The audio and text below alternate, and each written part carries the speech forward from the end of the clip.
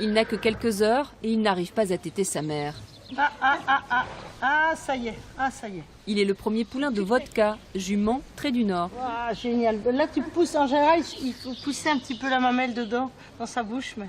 Elle est née ici, comme la plupart des chevaux de cette exploitation, unique en France. Allez, Fifi, elle n'est pas très douée encore. Gratte-la légèrement. Les mamans font ça en général, les juments. Car en arrivant sur ces terres ornaises il y a 7 ans, Julie et Étienne de Cailleux étaient bien décidés à relever le défi. Créer une véritable exploitation de lait de jument de taille industrielle. Pari réussi. Aujourd'hui, la centaine de juments Trait du Nord et Percheronne donne entre 80 000 et 100 000 litres de lait par an. Dans quelques jours, c'est Vodka qui donnera le sien pendant 6 mois, à condition que son poulain ne la quitte pas. Pour que la jument donne du lait, il faut qu'elle ait de l'affection pour son poulain. C'est vrai, hein. Et donc, il y a vraiment une dose d'amour énorme dans ces produits-là parce que ça n'est que ça qui détermine la lactation. Alors que par exemple, une vache, une chèvre, une brebis, si on enlève le petit, le lait est là et il reste. La jument, non. S'il n'y a pas de lien affectif, il n'y a plus de lait. À la jumenterie, c'est foin à volonté. Les juments donnent leur lait 3 fois par jour et la nuit nourrissent leurs petits ainsi que le dimanche, où c'est relâche pour tout le monde, pour les chevaux comme pour les salariés de Chevalet. Chaque jument est spécifique au niveau de la traite.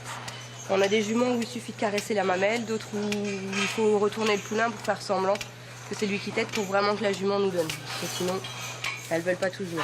Elisabeth leur parle beaucoup. Ah, ma belle. Il paraît qu'elles adorent les compliments. Donc là, je vais avoir à peu près 2 litres tous par jument. Là, elles ont donné 2-3 litres. Donc c'est la moyenne. C'est ce qu'on a en moyenne par jument et par traite. Aussitôt récolté, aussitôt traité. Le lait de jument est très fragile. Au laboratoire, il est mis en bouteille, puis pasteurisé.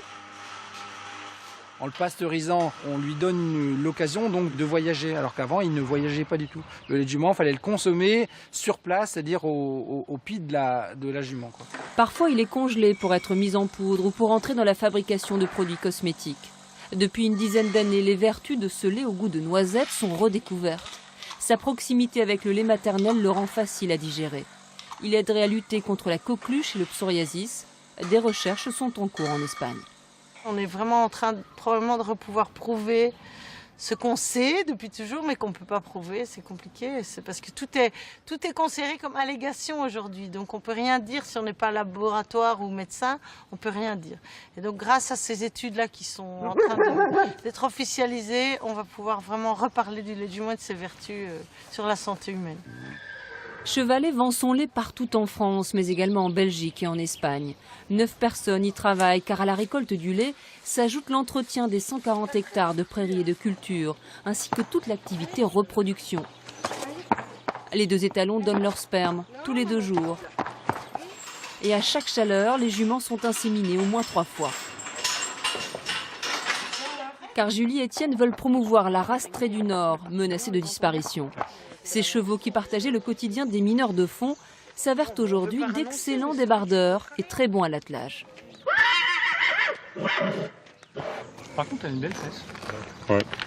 Ce jour-là, 7 juments sont soumises à la commission d'approbation Cheval Trait du Nord.